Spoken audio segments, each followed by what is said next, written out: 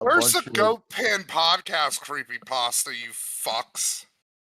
Yeah. I was listening to the Goat Pin podcast, and then Napalm's voice became hyper realistic and started bleeding at me. And then Matt said, Everything got quiet for a total of 5 whole minutes. I was listening to the podcast as I always did, but something seemed off. Lundy wasn't snorting and fake laughing, and Matt seemed to be talking coherently. Suddenly, didn't say the N-word once. Then Goat appeared, his massive 14-inch cock visible through his basketball shorts. His smooth, jagged jaw with razor smiles. Which one was this part of the creepypasta?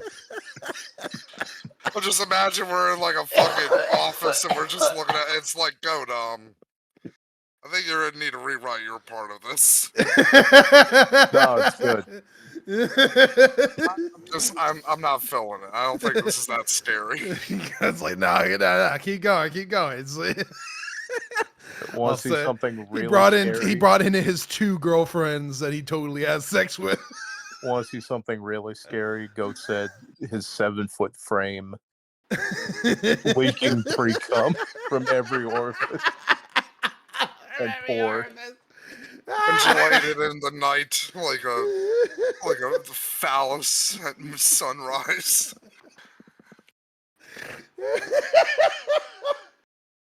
I just had the most autistic phrasing pop into my head, and I don't know why. I just had the phrase "rise from the ashes like a mighty sperm." It's like something from a Dump Souls game. Oh shit! I got in trouble for saying Spurg in D.GG this week. Oh, I said apparently sperm. That's. Oh, I heard Spurg. No, I meant like a single sperm flying up into the sky. I was thinking of like just an autistic person rising up from the ashes, like Baron Harkonnen from the shit puddle in Dune. That was a good reference, I thought to myself as the podcast continued. Suddenly I heard a creak from across the way. Lundy was sitting in the corner, giggling. His eyes were hyper-realistic, and they were bleeding. His laughs were hyper-realistic, and yet still fake. I knew it! You have hyper-realistic laughs.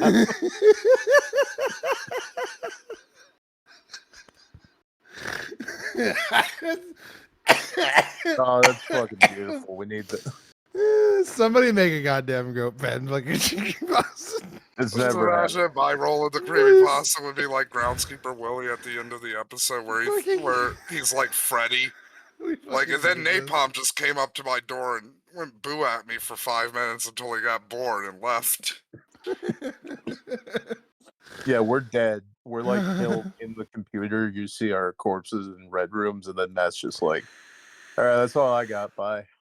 Yeah, I was killed in 1875. I'm actually the spirit of a minor 49er who was butchered by the Red Man.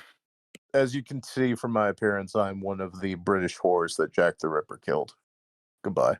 Lundy's the Big Bopper. The man disappeared, leaving behind a Victorian-era dress. Hey, Goat, are you ready for the Go Pin podcast? Boo. Did you know Lundy invented rap? Bro, I'm going back and so there's a. Don't you dare tap out tonight.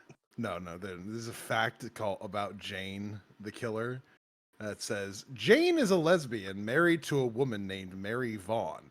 It is literally impossible for her to have a romantic attraction to Jeff, which she wouldn't have anyway, because he's a serial killer who murdered her parents and ruined her life.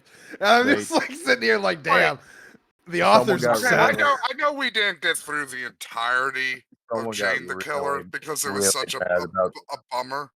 But like, from what I remember of that story, I'm pretty sure the bitch would have been really happy if her family was murdered, especially her rapist fucking brother. Yeah. Someone got really upset whenever they found out about Slash Fix. Yeah. Oh, okay. No, there's a problem here, in that there were 2 Jane the Killers that were made. How about instead of Slender Man, it's Glander Man? There's Jane the got, Killer and Jane Everlasting, also known as Jane the Killer. got a There's really 2 Janes. long Slender Man, but he's got a really long thin dick. Did you see the fucking Spider-Man who jumped into a fucking pool and ended up waterboarding himself with the pool water? I did not.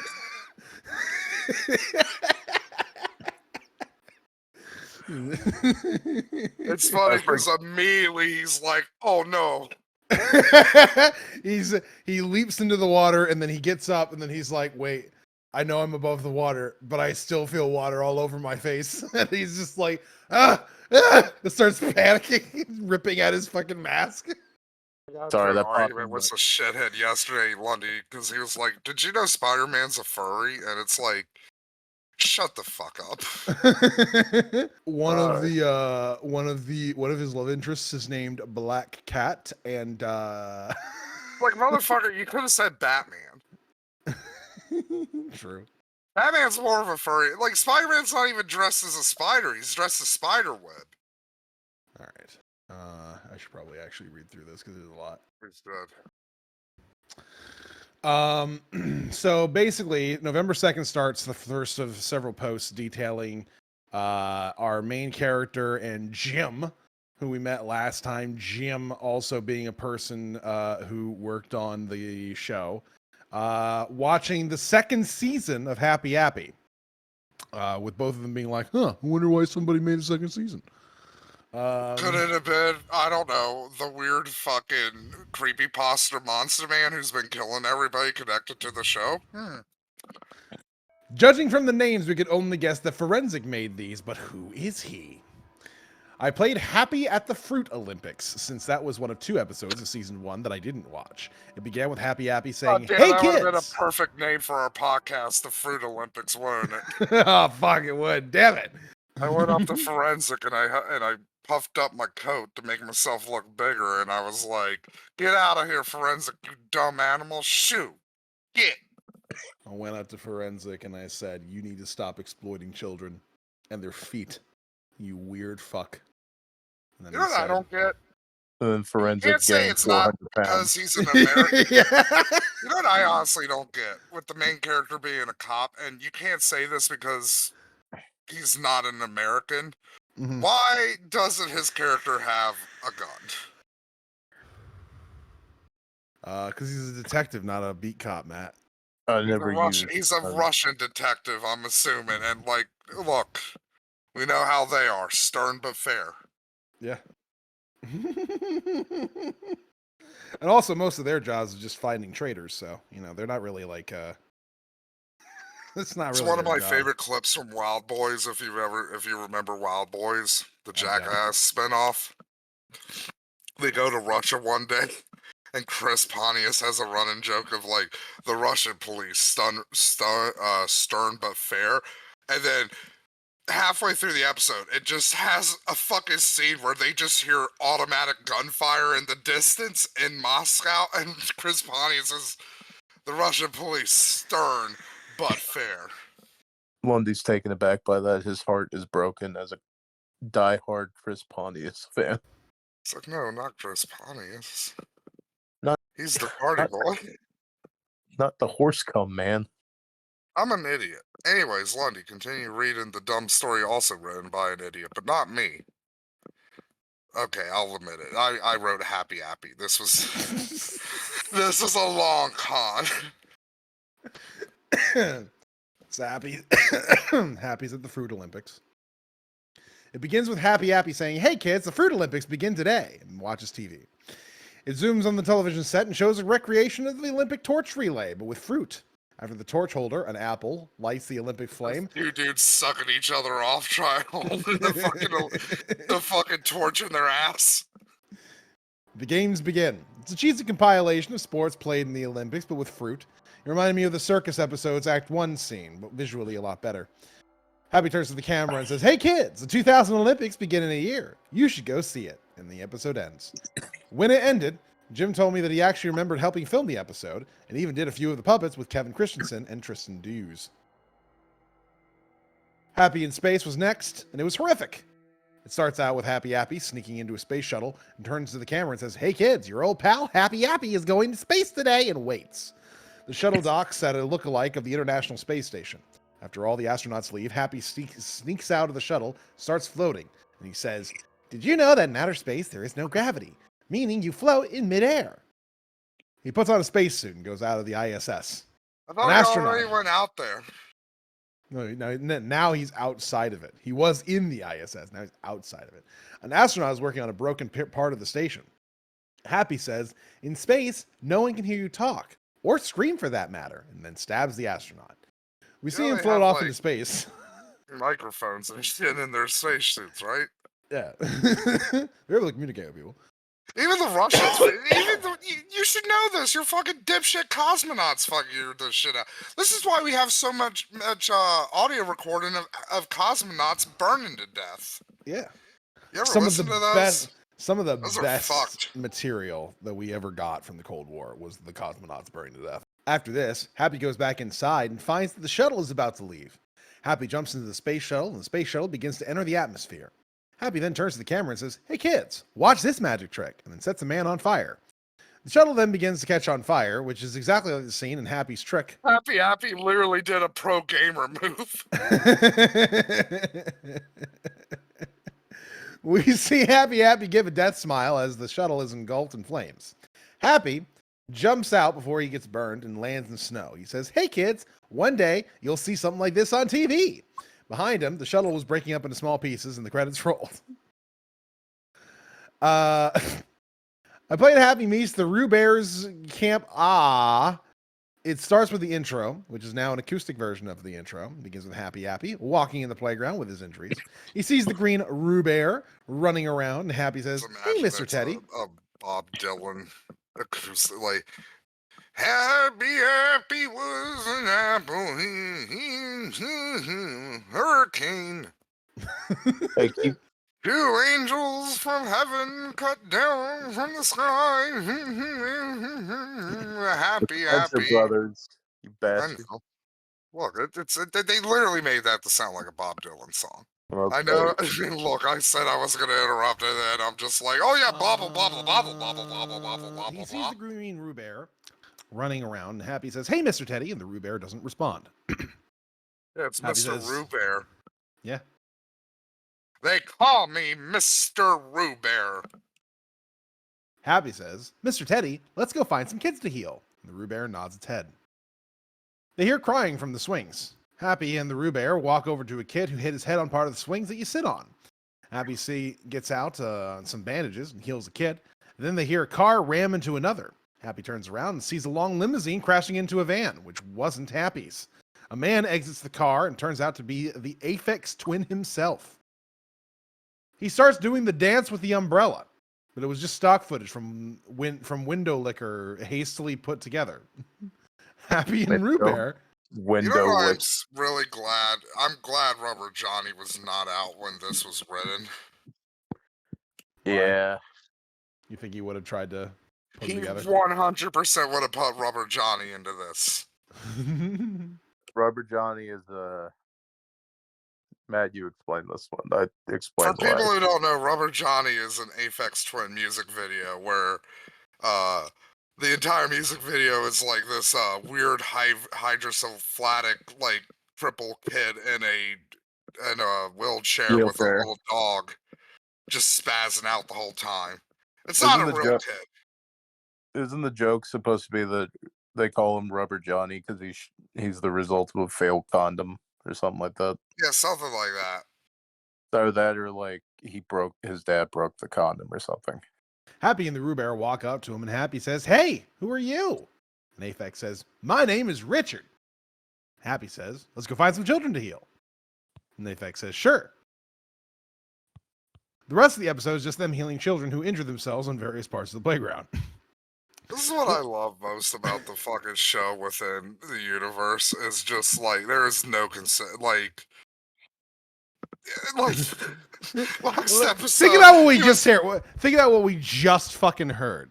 The episode is Happy pops up and goes, we're gonna heal kids. And then the Rue Bear fucking pops up, and then Happy calls him Mr. Teddy, and then says, let's go heal some kids. And then they go heal a kid. And then the fucking car crash happens. And then the Apex Twin comes out, and he's like, I'm Richard. And then Happy goes, let's go heal some kids. And he goes, yeah. And then they just do. That's the whole episode. That is the worst possible way to do a crossover ever. When you just have people pop the in. previous episode was Happy being like, hey kids, I'm gonna do something called a gamer move and crash a space shuttle. Which is like 10,000 times more interesting.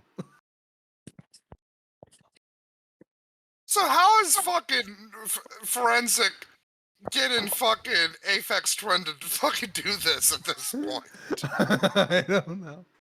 Because we know this isn't a sanctioned fucking show at this point, and apparently Was he the holding him production hostage, maybe? Or wait, is Aphex Twin forensic?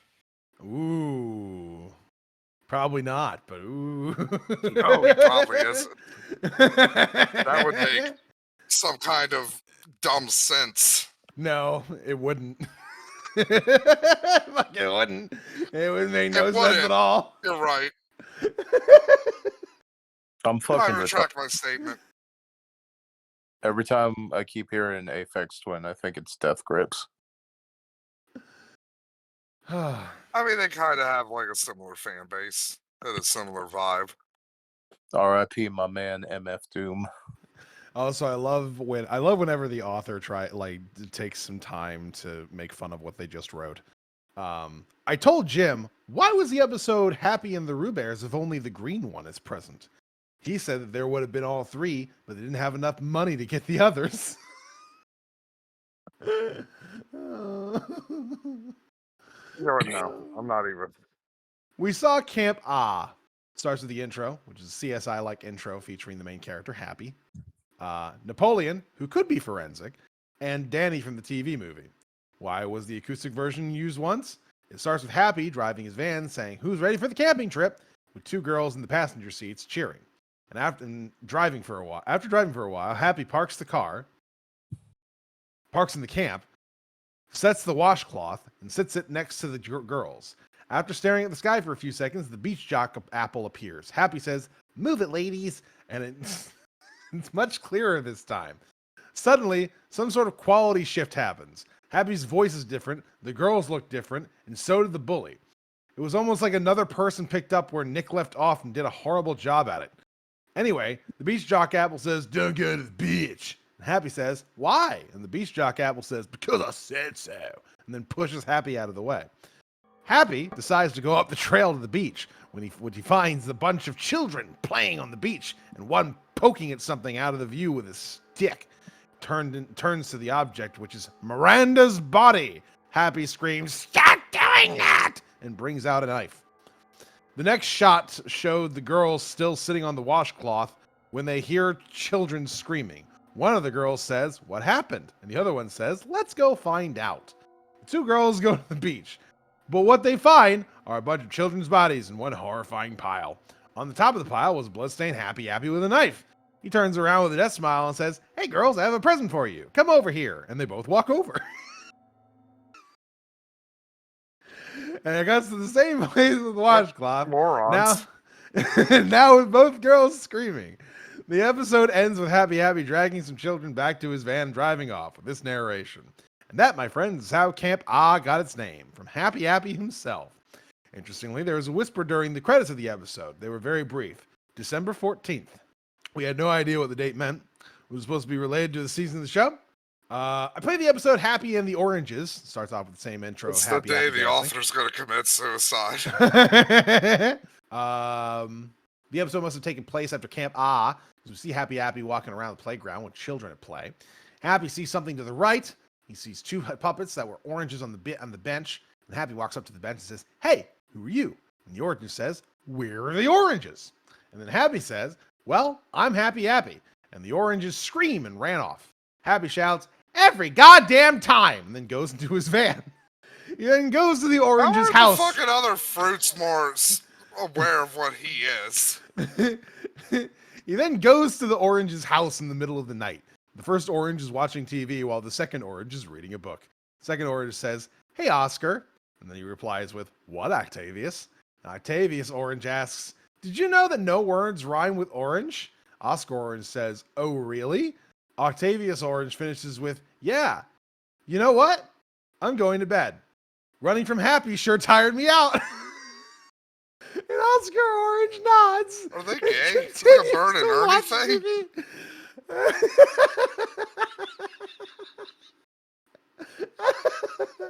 I'm sorry. That is so fucking funny to me. Is just trying to come up with like something that a pair of oranges might say in a kid's show, and then just like right afterwards, "I'm going to bed. Bye." And then the other orange is just like, "All right," and then just watches TV. I know I Happy keep jumps. saying it, but just picture this Yeah. in your fucking mind. You really have to As picture a the TV actual show. show. As he's describing it, you have to picture how fucking hilariously stupid this is. In your mind's eye. And It's there are too fucking stupid funny. fucking children's shows. Just imagine for a moment 2 oranges in a house, and then one looks up and says, "Did you know there's no word that rhymes with orange?" And the other one says, "Oh, yeah?" And the first one looks at him for like a solid 20 seconds before going, Knife. "You know what? I'm going to go to bed."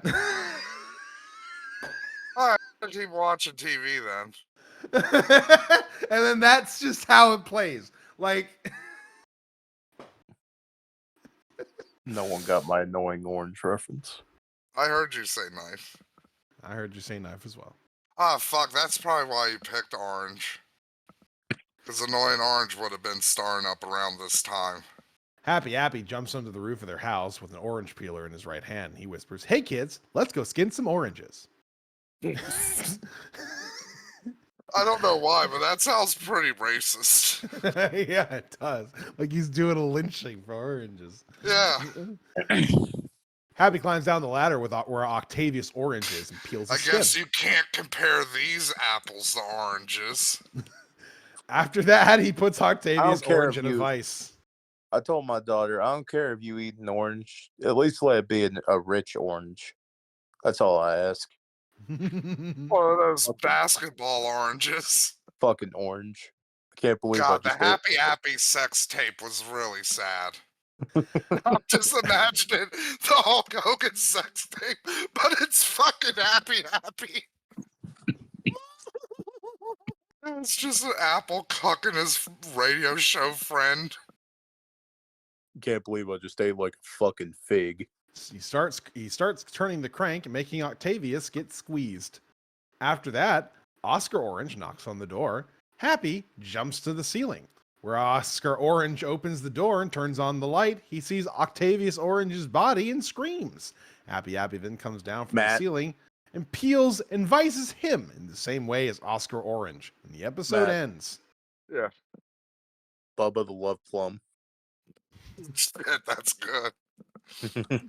I'm just imagining the fucking trial and Happy being like, "No, Tony Baleo does not have a 12-inch stem. Happy has a 12-inch stem." It was really sad when Happy went to the PBS executives and prevented the union from forming in 1980. So fucking. Are you talking about? Happy has a really uncomfortable relationship with his daughter, Brooke Appy. Are you talking when Celery Ventura tried to get all the fruits and vegetables to unionize? Yes. I hate the both of you right now. This is so fucking like, Now I'm just picturing a piece of celery telling me about how the Twin Towers were destroyed by the Bush by administration. controlled demolition charges.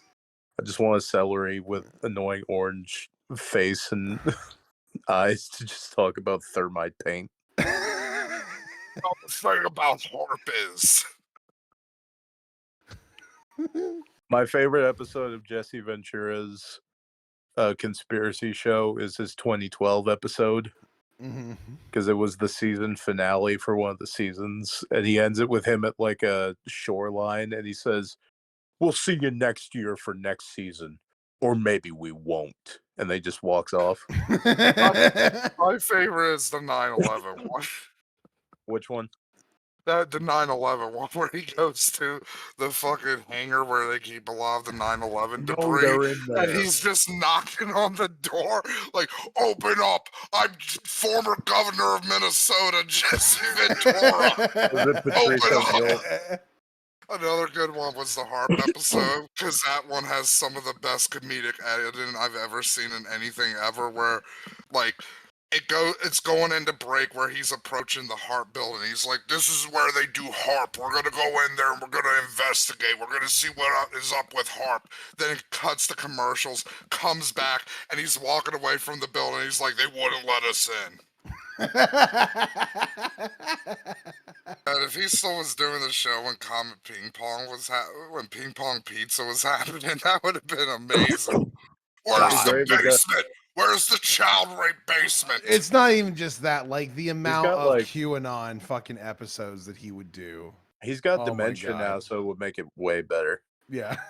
The conspiracy this week: the mailman is fucking my wife while the receptors in my soap are telling me that God is real. I found out recently that my toenails can talk.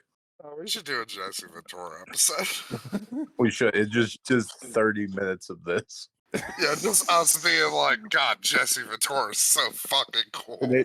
No, it needs to be us doing like bumpers for like right before commercial of Ventura show. Did It's you just know like- the Jews stole nuclear weapons from us? It's- God, imagine him doing a fucking conspiracy episode on Happy Happy. It's like, why were all these children murdered? And did Happy Happy really know about 9/11? Our If next Happy Happy conspiracy- knew about 9/11, then that means that everybody else at the time knew about 9/11, which means it was already in plans, which means that they were connected to the Bush administration. We're gonna go guys, talk. we have We're to- gonna go talk to Dan Schneider right now and see what Nickelodeon knew about 9/11. Well, people, we have a new conspiracy theory I've been reading on the internet. Apparently, according to several commenters, I am gay.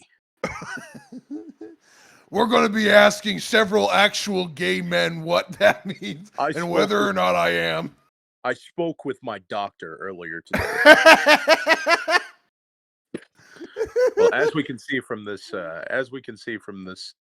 diagram here, we have the arrow pointing upwards. That is your sexual arousal. Now, this one on the x-axis, that is the representation of photos of penis that we show you. As you can see, it's just like going sky high. I'm not convinced. Yeah, he's just sitting there, fucking like rubbing his chin. Interesting, but not good enough, Doc. This calls for some field research. They go to a glory hole. He's just sitting there. So he's talking to the guys on the other side of the hole. Have you ever seen me here before? You didn't see anything, did you? It just turns over to Government the make guy. you come here. I'm going to go into this gay bar and I'm going to spend $100 on a lap dance. And then I'm going to come out and have my producers touch my penis and see what. All right, well, Learn the Jesse, handkerchief code. it cuts next morning in the meeting room. All right, Jesse, we have several photographs to go over. Let's see what we got here. This is you and I think a young gentleman, unidentified. Both of you are holding hands at the bar. I believe that man's name is Clay. I know him from the Marines. Yeah, you and Clay were playing footsie under the table, and then he started to rub his hand through your ancient Victorian doll hair. This is a secret handshake that you learn when you're in the Marines, specifically for our division, where we had to go into Europe pretending to be ancient Victorian nobles. Well, here's a picture of you just sucking his dick.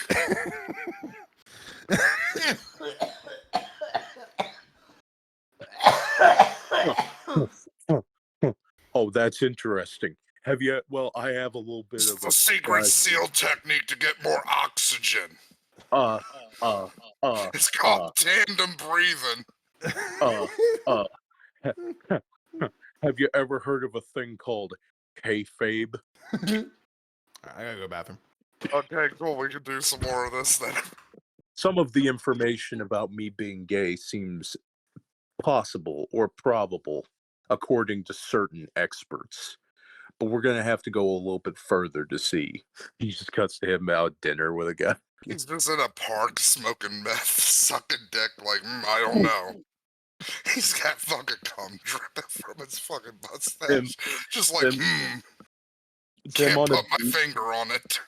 him on a beach getting married. So I feel like the answer is right under my nose, and yet I still can't tell. It's hard cut 20 years later. He's at his lover's deathbed.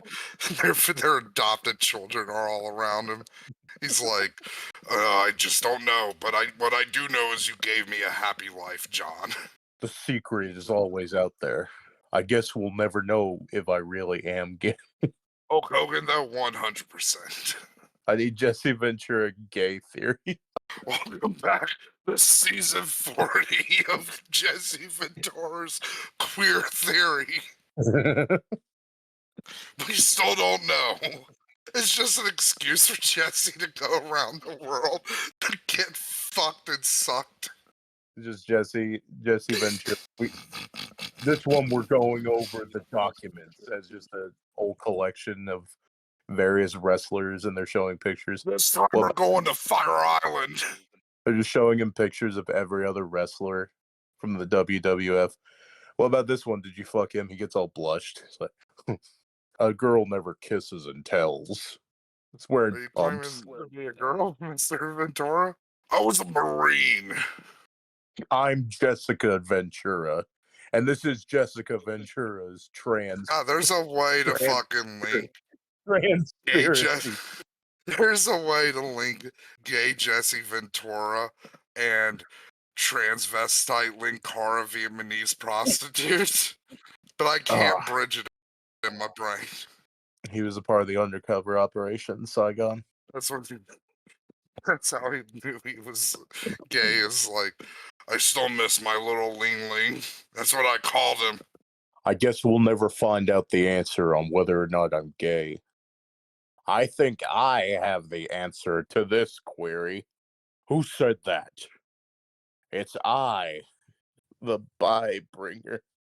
I thought you were gonna bring in fucking Paul in for a second. It's the Jews, Jesse. They made you gay. The Jews. Are we doing Paul Linkara? Yeah, Paul and Cara. The Jews stop the Lightbringer, Jesse. It's just Linkara doing reviews of bad comics. Going, why do these fucking Jews write so poorly? Oh god, that would work perfectly. Because a lot of Jews did write comics. Linkara on stream crying about Jews, talking about Oni plays, making fun of it. These fucking Irish Jews. Jesus Christ, when do you just fucking fall in? You better have a story when he comes back, like, guys, you're not gonna believe this. Forensic invaded my house. There he is. Yeah, watch him come back with food. That's gross. Did he find it in the toilet? Does he just, like, get up and, like, who left all this good food in here? I have returned. Hey, what? Did you fall in? Oh, well, I took a shit and then I decided to also shave. What? That's a good mid. That's a good mid podcast thing to do. Well, guys, I enjoy this recording we're doing. I gotta stop for like 15 minutes, go jack off. Yeah. I'll come back. You have It's like, 1 second, guys. I gotta reshingle my roof. you have like ADD or something. Fuck. This is literally something like I would have done if I actually shave. Get back to the story, bitch. Lighter's premise was about Happy finding a Zippo lighter lying on the playground. Starts with the regular old intro, but with the acoustic version. Why the acoustic version this time? I remember the day I found a lighter on the plate. That was a fun day. Did you just like pick up individual wood chips and keep lighting them on fire? Oh no, I lit a bush on fire. Okay, I jumped right to the main course. gotcha. I had a little bit more methodical fun with my first lighter. Everybody has a little bit of a pyro phase. I Only if was you're from the age of 4 to yesterday. current day. Yep. It cuts to Happy fire's walking on the cool. playground. I have a question. If Happy kills a lot Okay. of children, why don't the children notice him instantly, or the parents?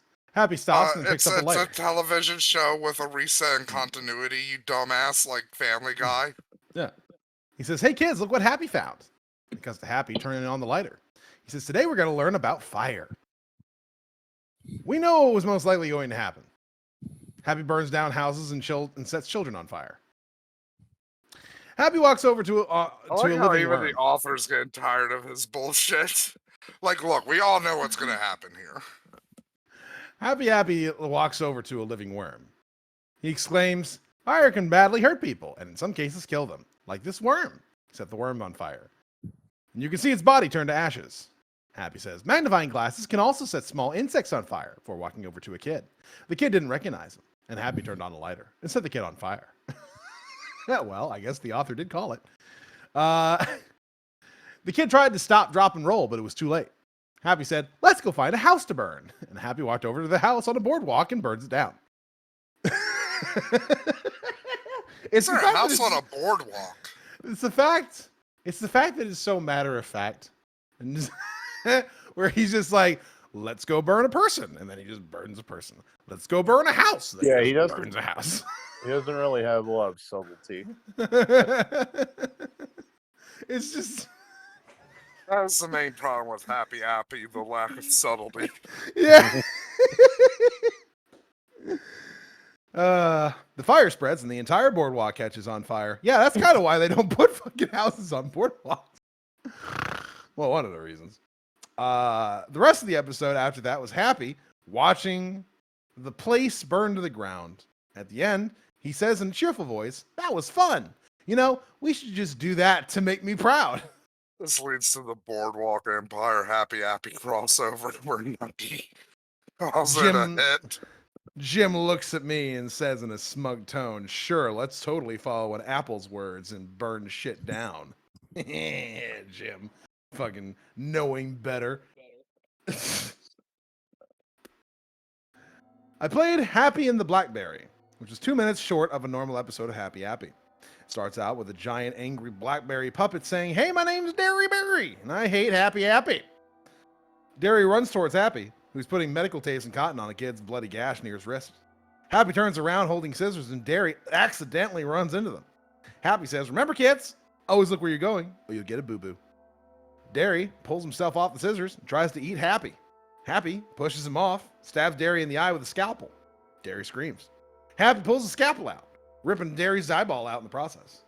Happy grabs a rusty saw, slowly hacks him in two, and the rest of the episode shows Derry's body after Happy cuts it off. I played Napoleon, the Big Help. It began with Happy trying to kill June. Just to clarify, June is Danny's mother. He is struggling to kill her with the same saw that he used to kill Derryberry with. While June is trying to stab him in the face with the knife, Happy says, "Master, master, please come help me." And Forensic, in all of his glory, walks in slowly and says, "Yes, Happy Appy?" Happy says, "This woman's trying to kill me." Forensic says, "Let me help." And Forensic... Sorry, we agreed on a voice for Forensic. Perfect sound.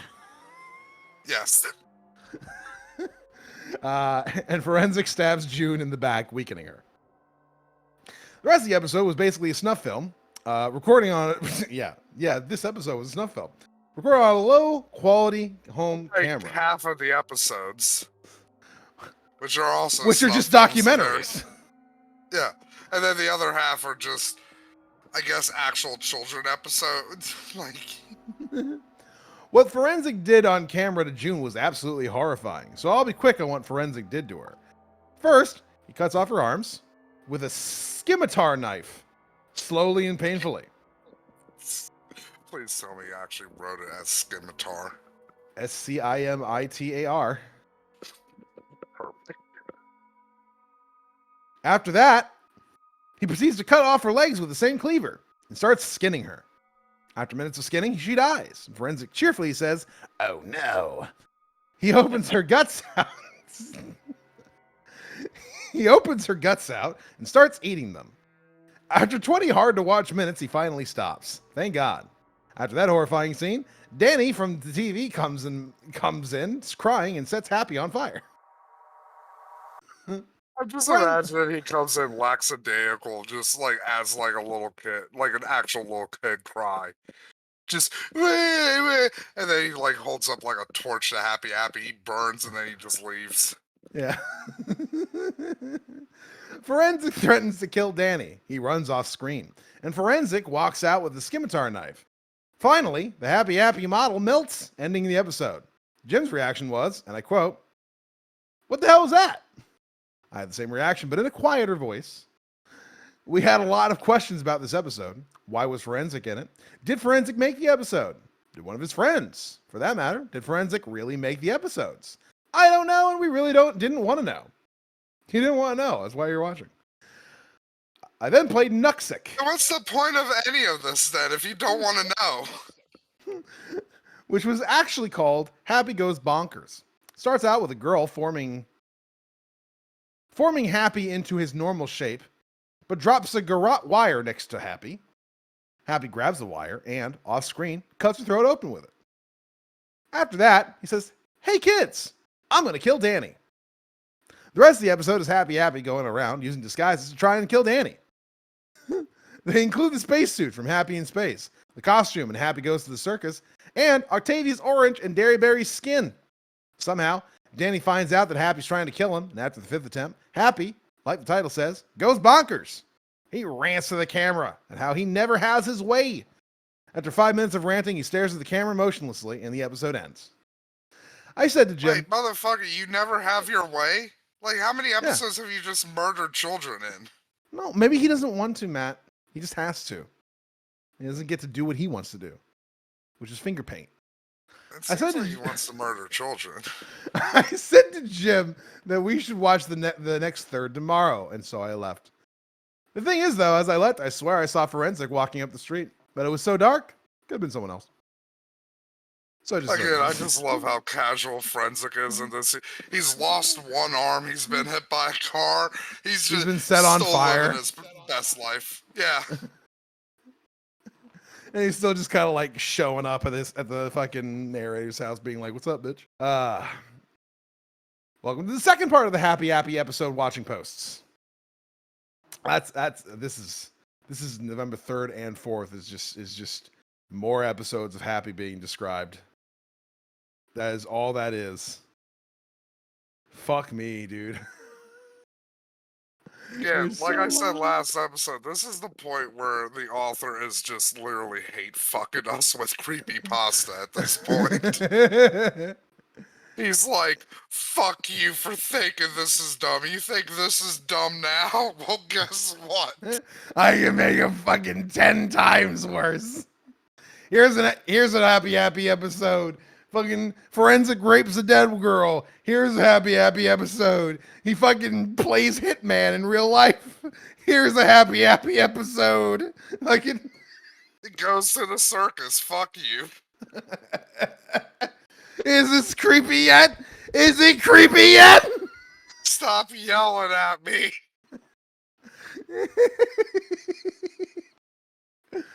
Oh. In Rows of Blood and Bones, we see Happy painting a picture with red paint.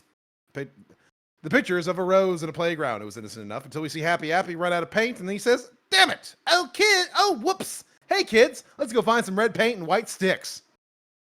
Yeah, I wonder what the red paint's gonna be. We see Happy go out to his van and lure in 2 kids, and we see him mutilate them off. Then we see him mutilate them off screen. Yeah, Lundy, as he do. Yes, we always see things off screen. That is how off screen works. We see it happen. It cuts to Happy painting the same picture, but we now see him with more red paint and white sticks as the stalk of the rose. After a minute, he finishes the paint. shows the end result and says, my masterpiece is complete. I call it the Rose of Blood and Bones. Hey kids, you too can make a painting using body parts and blood. If you make one, send it in to me and I'll give you a prize. The video ends after the address was shown. In Can of Kill, we see Happy cleaning out some large tin cans, working on mechanics in his van. All right. After a few minutes, Happy notices the camera and says, hey kids, I'm working on my can contraption. Goes back to working on the can. Cuts to a tin can in the middle of the playground that has the note, open me on it. Happy comes from the left and says, whenever someone opens the can of kill, a spray bottle pops out and sprays the kid with poison. This is my best invention ever, and it should get me a Nobel Prize. Mostly for peace. What? While he is talking his mouth off, we see a kid named Quincy open the can, get hit with some sort of poisonous gas, and then get knocked out. Happy notices Quincy's body and says, hey, it works. You too can make a can of kill. All you need to do is send $5 to this address, and you can wipe out anyone that hates you. And the address was listed. Before the credits played, Happy drags Quincy's body into the van. How do we know his name's Quincy? I don't know. They do like a Suicide Squad-esque like stinger when Quincy showed up? Like Quincy. No, it's like 6 years it was old. just- Learned what the triangle is yesterday. they didn't have the time or the budget for a stinger, so they just did the whole thing where they put the name underneath and then have a nice little like roll by scroll like the news. Quincy, as of 7:00 this morning, Quincy has been found unconscious. See, that's the other thing I love about this is like you can never tell what dumb inane fucking detail is important or not, because it's like most of the kids up until this point hasn't mentioned their fucking names. But now it's just like, oh yeah, Quincy here. It's like, We all know Quincy. do we? Mayor Joe Quincy? No, that's Quimbley. Never mind. Bad joke. Jar of hate. Happy sitting in a van when he says, hello kids, do you want to see my jar of hate? A kid walks up to him and says, Happy, hate is a strong word. In response, Happy says, shoo, Jacob, and then pushes him away. Yeah, fuck you, Jacob. Don't you got a fucking ladder to be on or something, you bitch? Happy proceeds to write Jacob's name on a blank scrap of paper and places it into a jar of names. And then he comes in the jar. Abby says, my jar of hate has the names of people I will kill. Let's see who's gonna be the lucky ones. He empties the jar, picks out 3 names, and Happy says, the people I will kill are Jacob, Miranda, and Danny. He sneaks behind Jacob with a cleaver from Big Help, jumps behind him. Fucking Kenny of the Appy universe. Like, she's died like 12 fucking times. Yeah. And the credits roll. And while you can hear Jacob being killed in the background when forensics screaming, stand still. I played Happy's Rising. It starts with Happy healing a kid using a bandage, but he says, hey kids, want to come have fun with me and Benny? Everyone, including Benny, comes running into Happy's van. However, to trick Happy, Benny leaves quickly and quietly. It shows Happy with a hand grenade, and he says, want to see a cool trick? Of course, kids shout yes. Happy throws a smoke bomb, drops the grenade, and gets out of the van. We see a child scream as the van explodes into 1,000 pieces. The scene is very realistic. Super realistic. And body parts are everywhere. You could say almost hyper realistic. Happy polishes a toe and puts it in a jar and puts the jar in a mysterious brown bag, which has been in the background since the Blackberry episode for whatever reason. Benny runs over to Danny, who's playing with a girl. Benny says, Happy tried to kill me. And Danny says, well, at least you're safe with me. And then the episode ends. Did Danny not hear the explosion? I played Happy Kills Benny. Starts out with Benny playing at the playground, but he notices Happy in his new van. Spoiler alert. Which is all black this time around. He says to his parents that he wants to go home because someone's staring at him funny. His parents look around the area Happy was, but he's not there, and they say no one's there, though. And Benny calms down. Benny sees Happy again, but Benny runs towards his parents. He says that Happy's stalking him. The parents see Happy. but he's helping a kid. The parents say that Happy's just helping a kid. If you Later. fucking bug us about this one more time, we're gonna take the belt to you. You understand, you little shit? Later, Benny finds a $20 bill, picks it up, and Happy stabs him. Happy then drags the body into his van, cut to credits, and a brutal murder being played.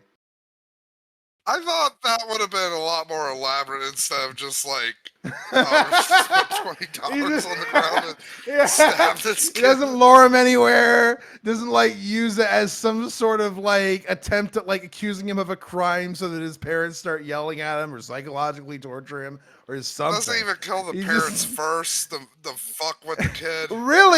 Really, he probably just saw the $20 on the ground and was like, "Oh, if I just stand near that long enough."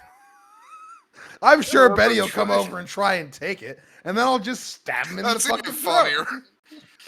That's even funnier. That the Happy had nothing to do with the $20. It was just a happy coincidence. Yeah. It starts off with a piano version of the song sung by 3 of the 5 original kindergartners. The intro showed clips from Happy and the Oranges Happy Kills Benny Camp and 2 other episodes I hadn't seen yet. It began with Miranda's body on the beach. We see another kid poke her with a stick, and Miranda mysteriously awakens, screaming loudly. She says, Happy is going to pay for what he's done, and runs toward the playground. We see Happy working on another portrait of a rose, with several more nearby. Miranda throws open the van's sliding door and screams, Happy, I'm going to kill you right now. And Happy says, fine, do it. Kill me. Just try. You'll end up feeling the wrath of Napoleon. The episode ends. Miranda dies began. Oh shit. That didn't last long.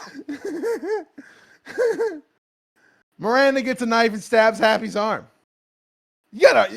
Can we just point out that these are supposed to be like 15-minute episodes? Like, how the fuck are they getting this much out, like 15 minutes out of each one of these paragraphs? That's maybe my fucking 15 question. minutes in Russia means something different. Maybe it's like a freeze of 5 minutes thing, but in reverse. Miranda gets a knife and stabs Happy's arm, pinning him to the wall. Happy begins to scream in pain, and Miranda says, I finally have you in my grasp. Now I will do what I have wanted for so long. Happy smugly says, what's that? And Miranda says, kill you. Suddenly, a shadowy figure looms over Miranda. It was none other than, guess who? Forensic. Yay! He coldly says, the only murder that will happen today is yours. Miranda screams and tries to stab Forensic, but he slams her down on a table. Happy uses to cut up kids.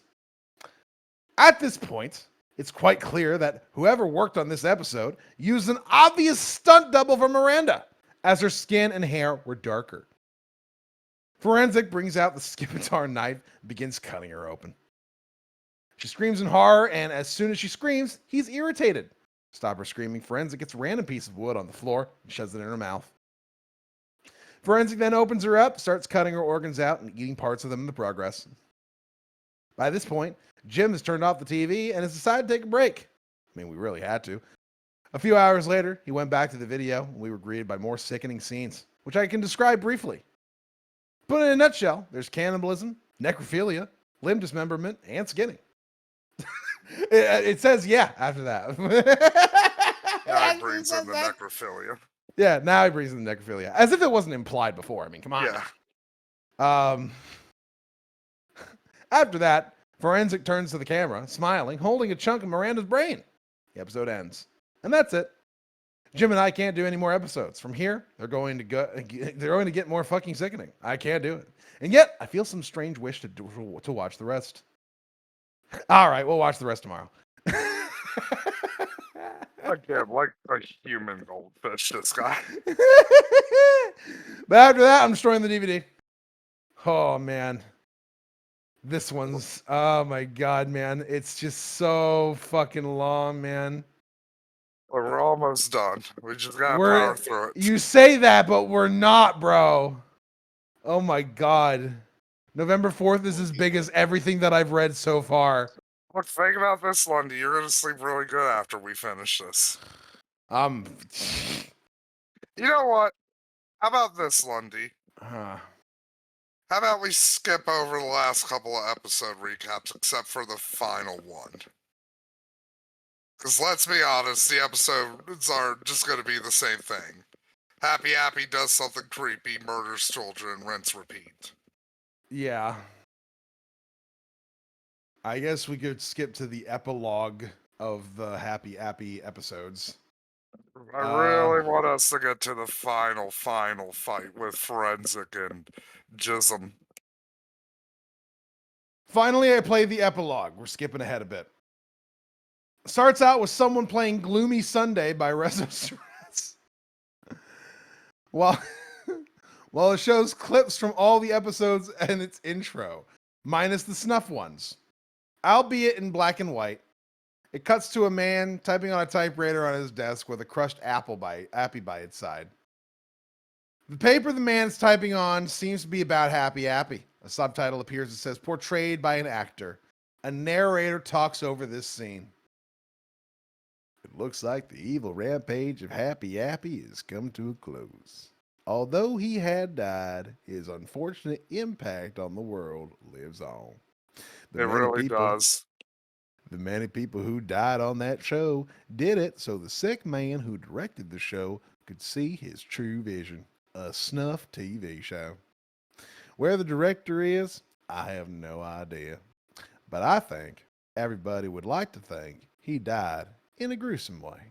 But the man turns his face to the camera. You'd think he had died.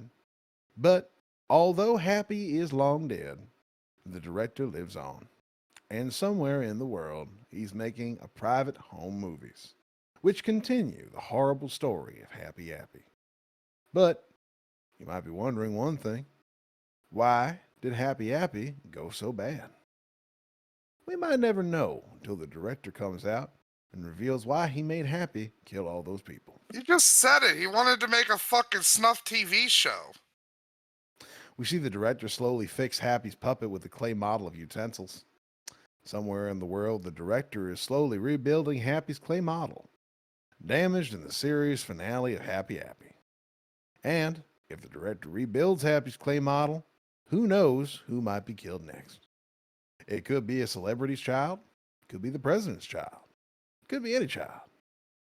We can only say two things. The director is alive, and he might be killing someone. I hope someone will kill the director. Frederick Gargote. It cuts to Happy's rebuilt model. The director adds a knife and cuts to black, and a scream is heard. I hope someone will kill Napoleon. He's And back.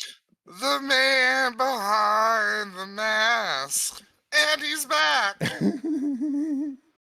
And now we know who Napoleon / Forensic is. He's the director who made the show, Frederick Gargote. And all we had to do was sit here and watch fucking torture porn for several days. Yeah, the characters had to do this for several days. For several weeks, we had to read through this shit to get to that. As the disc ended, in the end, we made the executive decision of like, fuck it, we don't need to read these last couple of ones. As the disc ended, Jim said, well, at least that's over, and we know who Forensic is. Wait, couldn't these dipshits have done this the entire time? Just skip to the last end. fucking... Yes! Yeah. November 5th, 2011. You know, I don't think that revealing Forensic's identity was a good idea. When I went to sleep on the 4th, I heard someone open the back door. Since it was probably Frederick or one of his friends, I grabbed a gun and went to the kitchen. In front of me was a man in Forensic's clothes, trying to burn my house down again with a lighter. However, unlike the normal Forensic, he was quite fat, giving me the idea that he was John Wilkinson in disguise. Before he could turn on the lighter, I shot him in the leg, and he stumbled to the ground and screaming in pain. He dropped the non-lit lighter on the ground. He tried to light it up again, but I stomped on his hand with my right foot.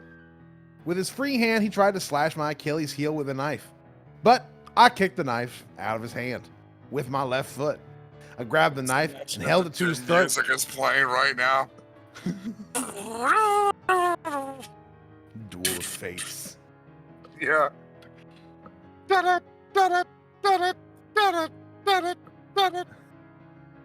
The man proceeded to say, Do it, you stupid foreigner.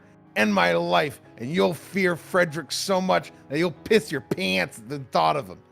You Stupid sissy. foreigner. I'm pretty sure he took that from somewhere. I chuckled and said, no, I'll just do this. As soon as I finished talking, I grabbed him and threw him headfirst into a metal radiator, knocking him out. After that, I called the police. They revealed who tried to burn down my house. It was none other than John Wilkinson. Guy, you said, "Oh my God." I seriously wonder where Frederick Gorgote is. He can't have possibly returned to the John Wilkinson summer camp. So you couldn't have taken his mask off when you knocked him out? November 6th. I've got it. You know the address mentioned in Can of Kill, and possibly the Rose episodes? I think Frederick is hiding out there where the address is. Now that I may have a possible lead, I'm planning to go to the address soon in the next day or so. After I get done with some plans, I'm not going to Yeah, I cancel got my some fucking groceries. It's the first of the month. I need to go do grocery shopping and gotta get my license renewed. I need to find some small weapons to bring, just so that I could run from Frederick and protect myself if he chases after me. I always get weapons so that I can run. That is the main reason for weapons. Yeah. Look, if you paint them red, it gives you the speed boost. No, you got to paint flames on them, man. Remember? No, the red ones go faster. You need to know more 40K stuff, Lundy.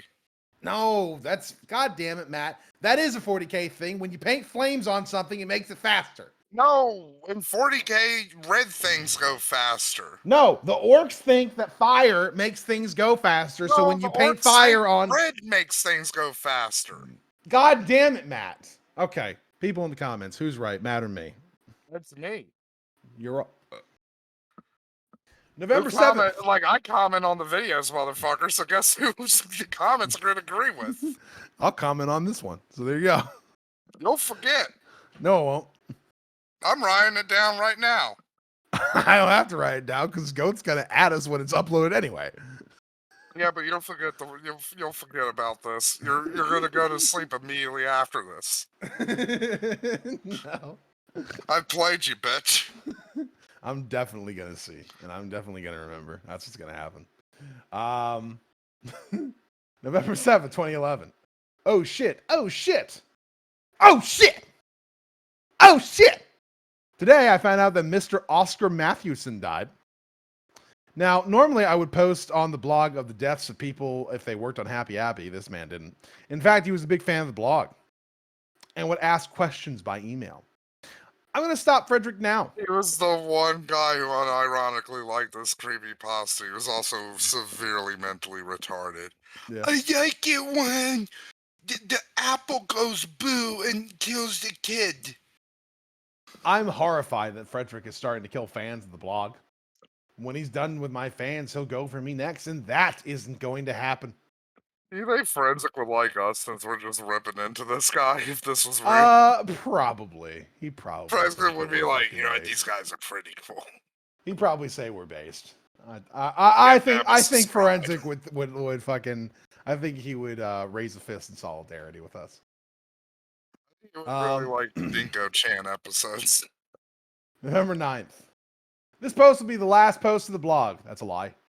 Even though many questions related to the show remain unanswered, the post will or might answer the ones related to Forensic and Frederick.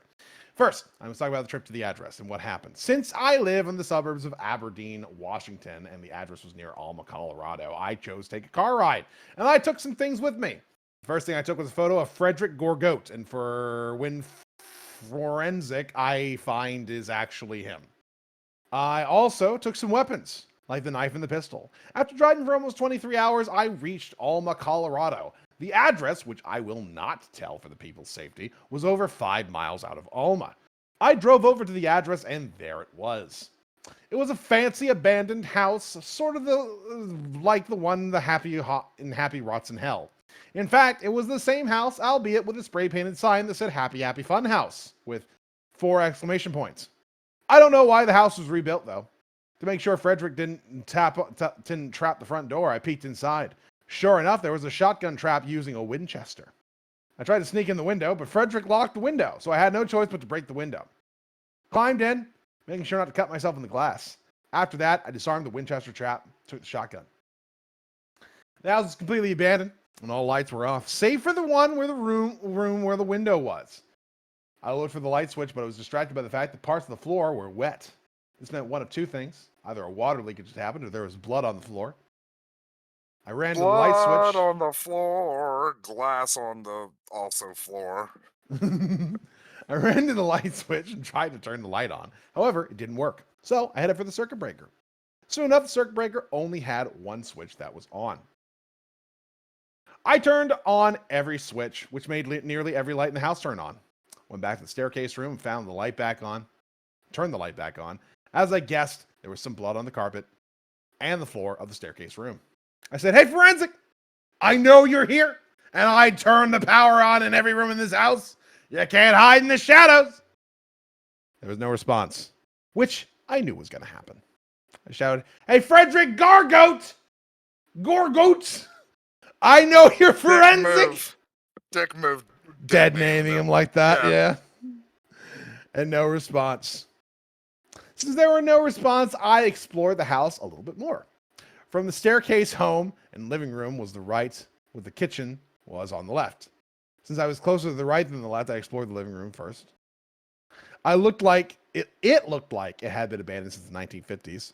The couch was old, brown, and had various tears in the cushions and seat. The TV was an old analog TV set that could only display static due to not having a converter box, and a frame on the wall had a picture of the weird guy from the towers. On the front wall, there was a door that was left open. I went through it, and it was in the laundry room.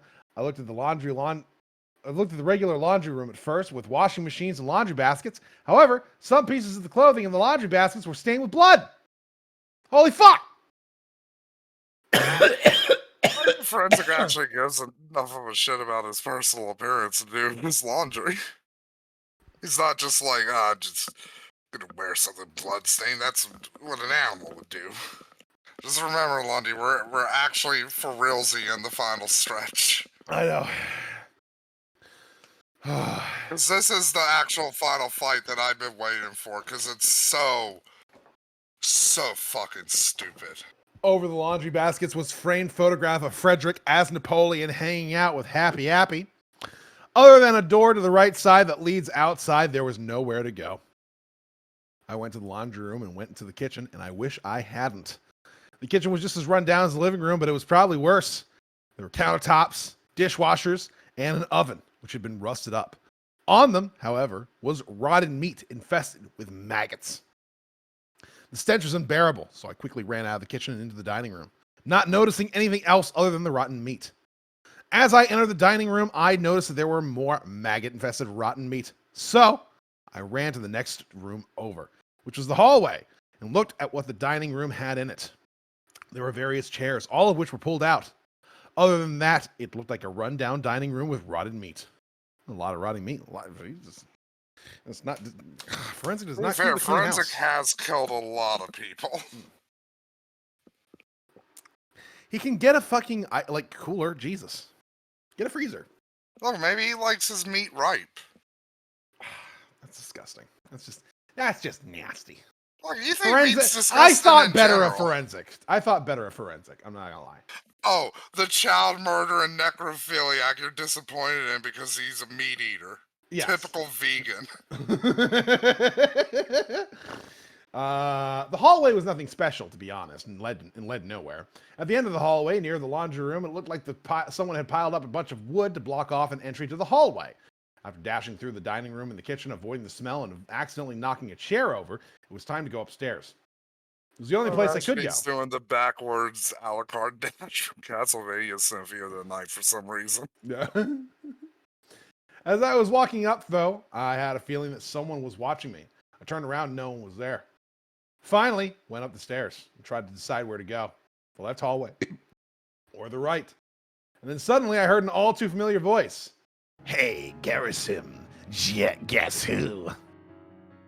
Yeah, I froze instantly. It was Frederick on the other side of the hallway. I said, "Are you going to run away from me this time?" And he said, "Now why would I do that? You know I'd never run away." And I responded with, "Listen, Frederick, how do you keep coming back?" No response from Frederick. Frederick said, sorry. No response from Frederick for a while. And then Frederick said, "Well, I have some people who work with me. They do my dirty work and try to kill you." And then snapped back to, "But anyway, how did you get here?" Shit, did I put my address in the fucking episode? Shit. I said, "There was an address listed in 2 episodes of season 2.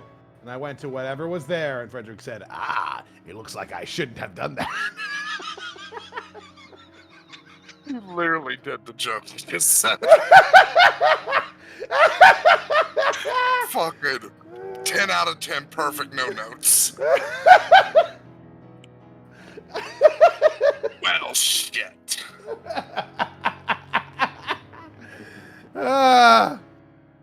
It would have made the authorities' search more fun. For me, that is. I wondered if I could talk Frederick out of killing me. I said, "Listen, Frederick, why do you kill people?" He's such a reasonable person. I said, "Listen, Frederick, why do you kill people?" I never called you a retard. I actually quite enjoy Appy. I've watched both seasons. I'm a big fan. He cheerfully replied, "Well, it depends on who I killed. If it was a worker of Happy Appy, it was because I wanted Happy Appy to be more mature, but those damn employees and managers wouldn't let me. Now that they're all dead, I went after your fans, and I'll soon go to you." I was about to say that John Trusty, Jim Forrester, and Tristan Drews were still alive, but I stopped, probably because Frederick killed them already, except for Forrester. Okay. I said, "This is a lot of fucking talking. Well, you don't have to kill people just because they ruined your show. Or should I say, magnum opus?" Frederick took out his blood-stained scimitar knife and said, "Do not make fun of my show. I bet you don't have the balls to make another comment. Well, do it." Sighing, I said, "You should have been happy that your show aired and got decent ratings. Look at some of the shows now that only air for a few episodes before being canceled." Frederick put away his knife and said, "You're right." Okay. Did you just make that up? No, I didn't. No, I didn't. Where to fucking begin with that strain of fucking madness? I guess we should start with, yeah, I guess he should be happy that his snuff series aired on the children's show television And got channel. decent ratings. And got decent ratings. And wasn't canceled after a few episodes like some other shows. I forgot how fucking stupid this is.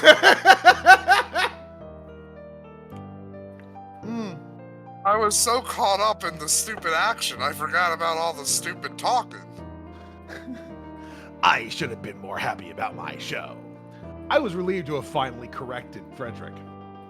But I love completely misremembered how this ends, and this just ends with like forensic learning self-love. But I still love my lifestyle. I love killing people, evading cops, and most of all, stalking you. Oh, the joys. I knew that because Frederick was mentally insane, it would be hard to stop his ways. "Frederick, have you ever wanted to be successful?" Frederick says, "Yes. I'm covering up Happy Appy forever. I don't want your help because I'm doing it just fine." I said, "No, I mean having a successful life." He shut up before replying with, "Well, yeah, who wouldn't want one?" I cringed before saying, "Well, because you've, to put it best, fucked up your chances of having a successful life." He was offended. Pulled the knife out again. He's a homeowner. He gets to travel. Yeah. He can fucking kill people willy-nilly. I think he does have he has a more successful life than you. Like, your house got burned down, you shithead. Yeah. He pulled the knife out again and said in a louder tone, "Why the hell would you say that?" Sighing again, I said, "Because one, you killed a lot of people and the cops are looking for you. 2, if you're caught, you're going to jail forever or being put on death row. Frederick finally knew what I was trying to tell him, that because of his actions, he was never going to have a successful life. He finally broke free of his other personality and said, "Oh my God, I can't believe I fucked up my life. I really can't. If only it wasn't for my mental illness."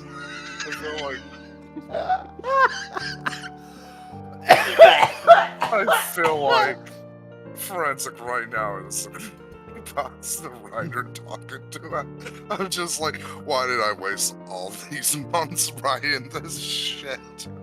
I fucked up everything. Frederick sat down on the stairs and put his head in his left hand. "Listen, Frederick, you don't have a choice. One day you will go to jail and you will die there." Frederick said, "Go, just go. I don't care about life anymore. I'd rather kill myself than be put in the electric chair or lethal injection." I said, "Listen, Frederick, you could probably start a new life by changing your identity and moving to South America." Why are you gonna help the fucking child killer? How are But you doing this? "But you'll get arrested one day anyway, so it's checkmate now." Why are you... He's a man of contradictions, our protagonist. You sent a lot of mixed messages here.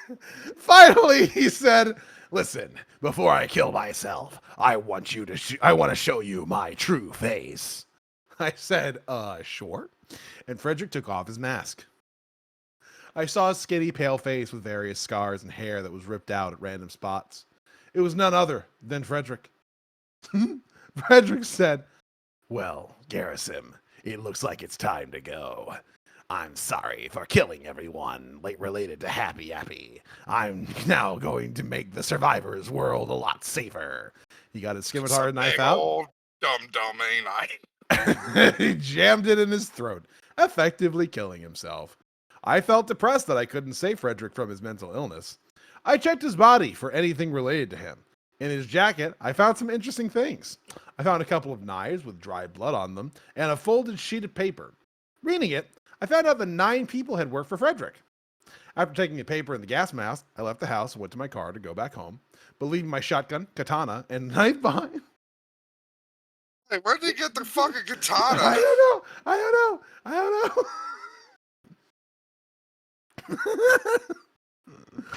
Well, this is it.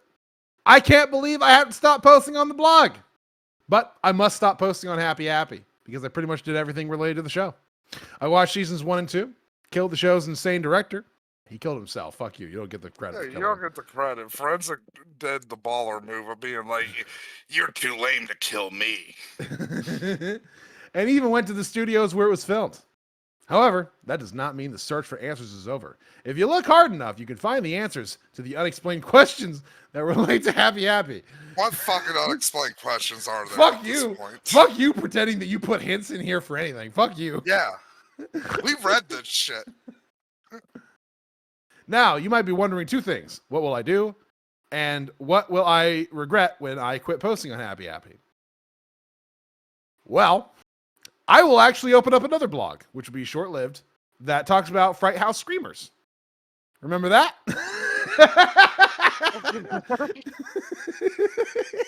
Remember the other thing I abandoned like fucking 3/4 of the way into this? Now, what will I regret when I quit posting on this blog? Absolutely nothing. I just want to never see this show again. I'm sorry for leaving this blog, but I must part ways for now. See you soon, Garrison Vasily Yakovlev. P.S. I haven't explained something. How the episodes get on Noggin. You see, not all of them did. Only a select few aired before the show was canceled. However, how the others came about, I don't know. Maybe Frederick, after Appy was canceled, made new episodes, which were more low budget and gorier. PPS. Here's a question I'm going to answer. Where's the playground? You see, they did film the playground scenes at a real playground in Colorado. The only scenes they filmed in the studios were any scenes other than the playground. They had 2 vans for Appy. The first was miniature. The second one was an actual van. After the scene in the Appy movie, they bought a new van. So there After was the part, an apple-sized van. After the part in Appy's Rising with a grenade, a new black one was bought, and that's all I could find out. PPPS. Don't stop fucking asking me questions. This shit's done. Second post. Here are the contents of the list that I mentioned. There's 10 names, meaning that 4 have either been killed or arrested, 2 have been injured, and 4 have unknown fates. My followers and helpers: John Wilkinson, Blythe Underwood, Kenny Spooner, Shane Rogerson, Willie Batts, Dudley Franken, Nathan Jakeman, Fist man punch. Fox Garner, Milton Barrett, and Mervyn Payton. Who are any of these people? Well, Blythe Underwood was the he was the forensic that got arrested. Kenny Spooner was the forensic that was killed by Garrison when Garrison shot him in the head. Who's the one that lost an arm? That was Willie Batts. Willie Batts. Shane Rogerson was dead due to the structural collapse of the studio. No idea what about Dudley Franken. Nathan Jakeman was the one who was posing as forensic when he tried to catfish Garrison into coming to his house and like chilling and to have some fun and to, like, chill Here's out. the and fun drink beer. forensic, the one that we fell in love with. Yeah. Who was just out there being like, man, I really hope he doesn't figure out this is a trap. With the knife pie. Yeah. Milton Barrett was shot in the stomach while he was with Kenny, but escaped. And I don't know who Mervyn Payton is. November 10th, the man who uploaded the 3 interviews closed his account on YouTube, but he has given me one last interview, which is from Ray Bolia, aka Danny, where the interviewer says, Ray Bolia says, keep it quick, please. I still have nightmares about what Frederick has done to me. Interviewer, how were you involved with Happy Appy?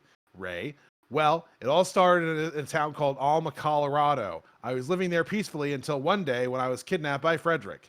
Interviewer, how did this happen? Ray, it was 1999. Happy Appy had just been canceled and all employees were fired. The director, who was charged with the crime, had moved to Alma, where he lived under a new identity. Interviewer, how did you get kidnapped? Ray, when I was 7, I was being babysat by my mother's friend late at night, and the man kidnapped me without leaving a trace. Interviewer, where were you taken? Ray, I was taken to a house that had a shape of a barn.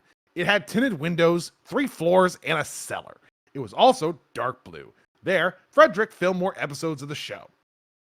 Interviewer, how did you escape Frederick? Ray, after filming Happy Rots in Hell at his house, an anonymous person tipped the police, saying that the kidnapper of me, Miranda, Abigail, and some other kids were living in a dark blue house outside town. So, the police broke into the house and saved the 4 of us. Frederick ran away, though, which I find stupid. He needs to be found and killed for what he's done to me. Sorry, I get too carried away. Interviewer, last question for now. What happened to Frederick? Ray, he became a creature known as Forensic. July 15th.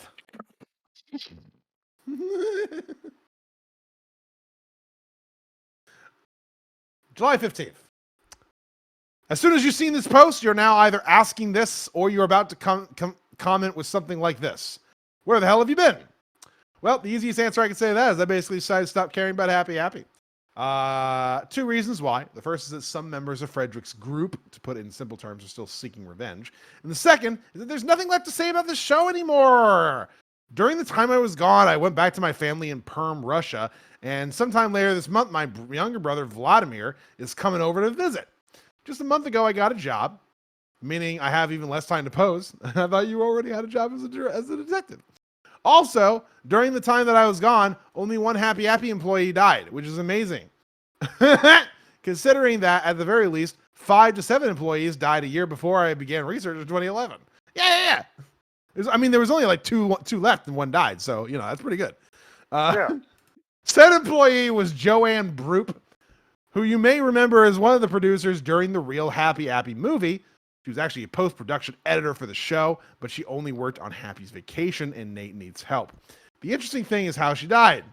Joanne wasn't killed with a knife or anything Frederick's followers would normally use. She had her head smashed in with a sledgehammer. Thankfully, though, it looks like Frederick's followers have slowed down on killing Happy Appy employees, which is very good. Also, from now on, I'm going to call the people who work with Frederick the followers for consistency reasons. And finally, July 17th of 2012. Well, I guess this is the end of this blog. This is much I have to say now, besides Happy Appy and Frederick Gargoat, and both of those things are dead. Unless something new happens. I'm not going to update this blog any longer. Quit bugging me about it and calling me a Russian retard. I'll keep it up so everyone can read about what happened. Okay, first, I'm just going to... I'm gonna do one more fucking thing. One more fucking thing. We got a motherfucker on here. We got a son of a bitch on here. We got a piece of motherfucking shit on here. In the comments. We got Dust Lord 777 in the motherfucking comments saying a bizarre creepypasta, but a decent one. I like how you're mad already. You're mad, not even at him being like, this is great or even good. You're mad at decent quality being attributed to this.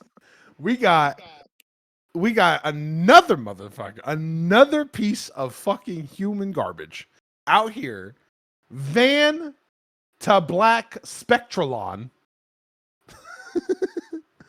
Who says, this wasn't all that bad, actually. Scared the crap out of me as a kid when I first read it. And then Dust Lord brings his dusty ass back. He says, we were all scared of creepypastas when we were young, even if the stories weren't that good or scary.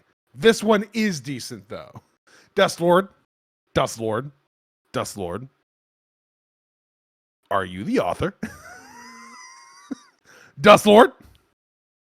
Motherfucking Dust Lord over here. Are you the author? Might be. Because he also pops up on the third comment, which is, would have read it, but way too long for me. By Ridenhour 9554. And then Dust Lord comes back and says, listen to it on YouTube. Yeah, specifically on the Goat Pin podcast. Yeah. Specifically our rendition of it.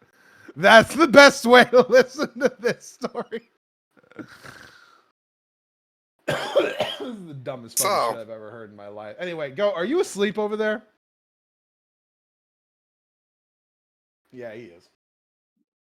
Goat.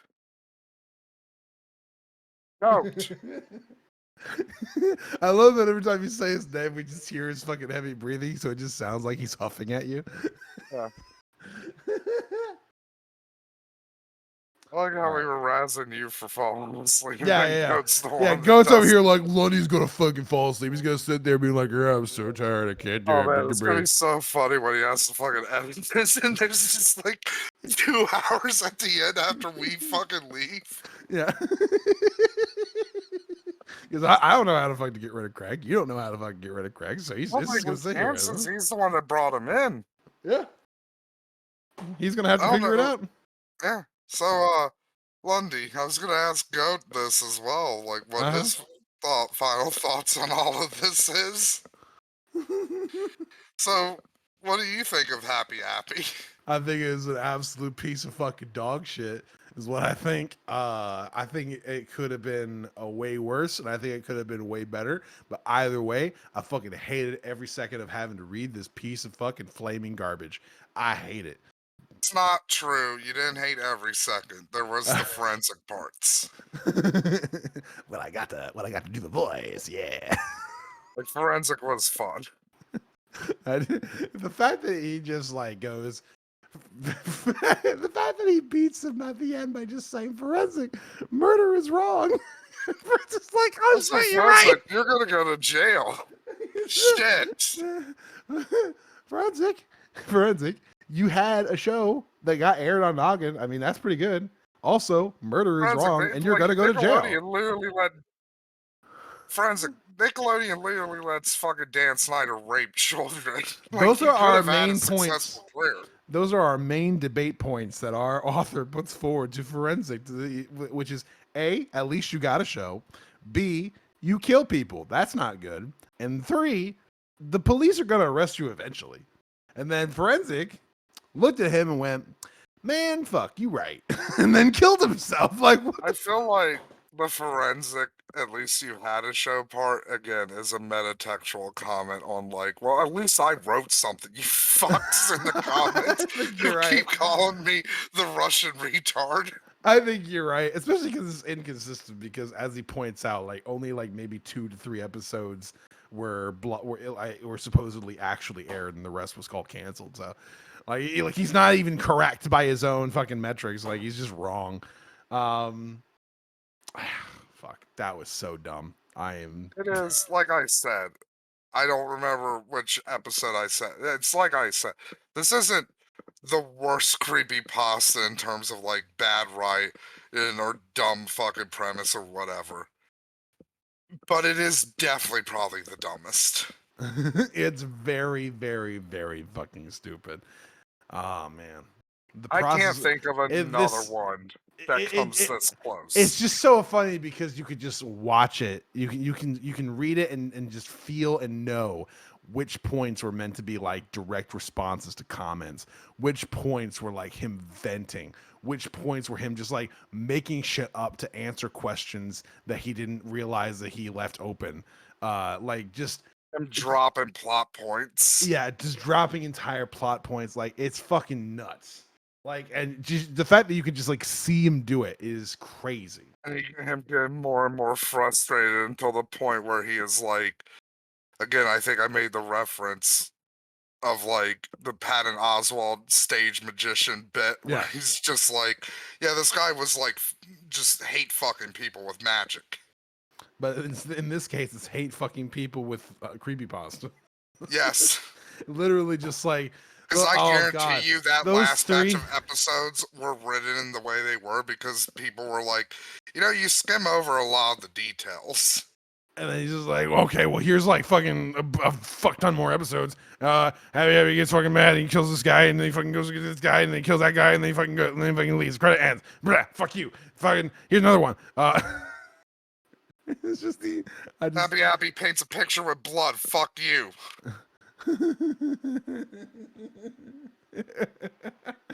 Oh fuck. Well, go. We're ending this. So yeah. Final thoughts. Forensic did nothing wrong, in my opinion. Misunderstood genius. And when he got confronted, he, like a true Chad, accepted facts and logic and said, "You right though," and then killed himself like a Sigma. Yeah, with a scimitar. Yeah, a scimitar knife.